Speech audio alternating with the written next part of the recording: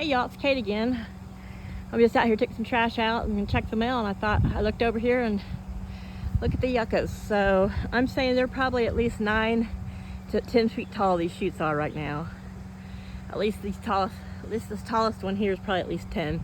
That one might be about 6-8 inches lower. This one's about half a foot lower, but they are, I don't know if you can really tell, but they are going to be popping out big white bell-shaped flowers probably within the next week. So the roses, with whatever this crap is that grows here, are finishing their first bloom. And tell the dog was hanging low. We had a little bit of heat, so it's the cream roses and the yellow roses. Here's the first of the wildflowers in the front garden to grow. Now there's wild strawberries down there that have been eaten on by something, but these are the first of this wildflower patch. And like I said in a previous video, I've got a lot of grass here that I can grab, and I know I'm grabbing grass. It wasn't so darn hot. But see, this is why I'm being careful, because right here beside this grass is that, and that is a wildflower.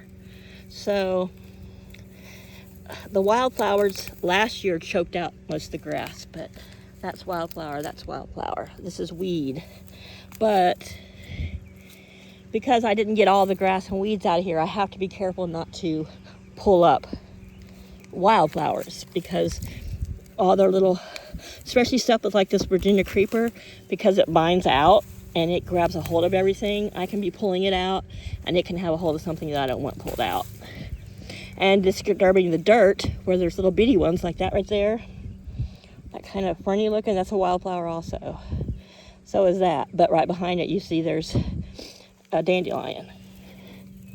And so I can pull the dandelion because you can really feel down to the root, but that right there, this here is going to be all wildflowers. So right now I'm not going to beat myself up about the weeding. This is my Yasmina daylily. I'm going to come cut this little piece of tree out today. I might be able to step in here. A lot of times when they're little, you can almost bend them down and break them at the base, and it stunts them for the rest of the season. They won't grow back. That's what I'm doing. Especially when it's hot like right now, it won't come back. So this is that sticky, I don't know what they call it. It's that sticky grass. It pulls out easy. Salvia, the light colored blooms are sage. This is the Stella d'Or. It'll be the bright yellow blooms. This is all rosemary.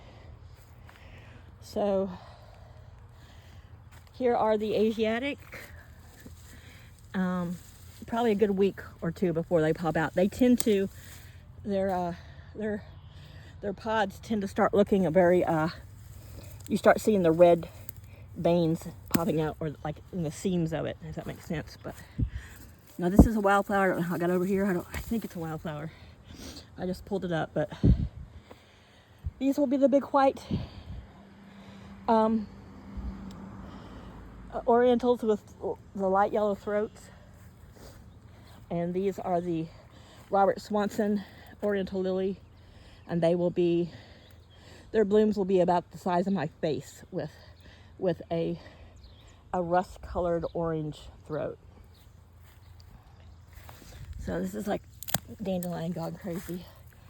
Salvia, I showed most of this yesterday, the crepe myrtle. But yeah, you can see how my yard's kind of gone crazy.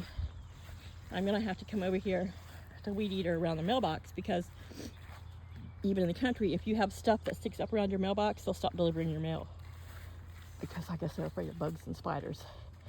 It's grass. I don't know what they do on their rural routes, but when mail boxes are out by the side of the highway, but no mail.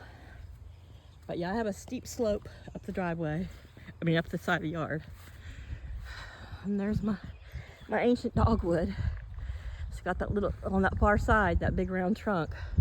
Part of it's dead, and I need to top it, but I'm afraid to remove it totally because it's a big part of the tree, and I think the rest of it would just topple over. It does provide some counterbalance. So,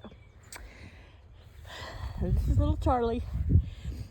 He comes from next door. I knew him after the old guy that lives next door, Charlie. And because I'm pretty sure it's a girl, I have not seen any little dangly bits. And I have a male in the house who's not fixed, so I know exactly what the dangly bits are supposed to look like, chasing little butterflies and birds. So if you're like, oh, cats kill the butterflies. Well, they're going to eat a butterfly or a bug somewhere. They're not going to wipe out a population. So I'm not, they love this front garden. And on cool days and at night, they'll come and they like to lay on those dark spots, which is a weed mat, which I haven't put any kind of mulch on. And which is fine. Here's Chaos. He's back here. You can see him lurking. He's that dark spot in the middle of the screen. Sometimes he chases them off, but he's being pretty good. But yeah, this is my foot in the grass. So yeah, I just wanted to show the yucca and how well they're doing. And I didn't even look to see if I had any hydrangeas starting to bloom. Like I say, this will be year 3 after they were broke. The first summer after they broke, well, that summer they were full blooms when the tree landed on it. And then, the next summer I only got like a bloom on that one and that one. This one didn't even bloom.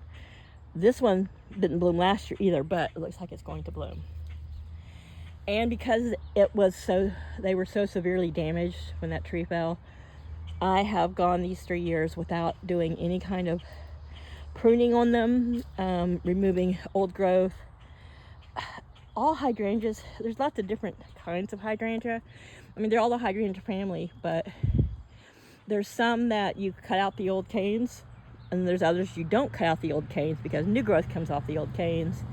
And I find hydrangeas are easy to propagate and easy to grow, but you can really screw them up if you don't prune them correctly. And I did that one year to this one. But looks like they're all making little bloom heads.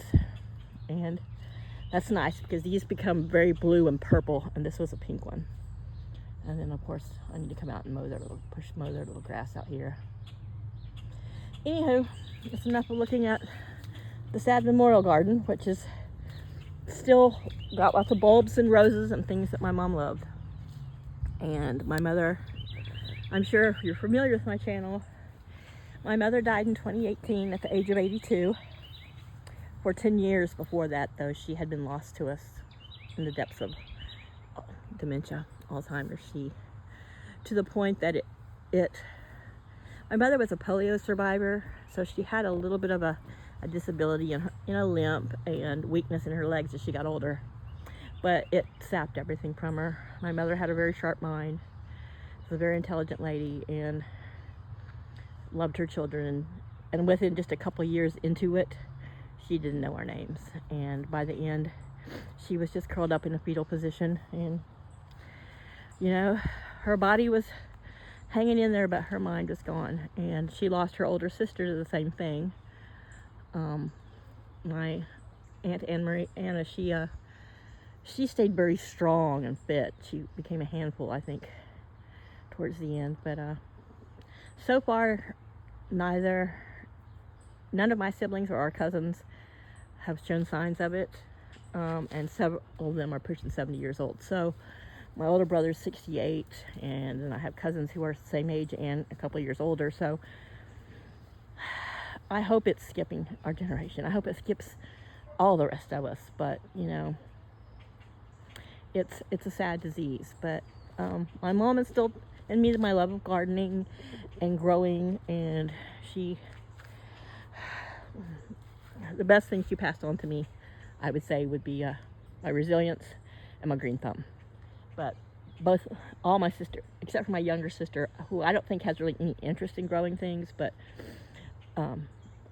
all of us older girls are good at gardening. So anyhow, enough of the garden, enough of the bird bath. Y'all have a great weekend. Bye, y'all.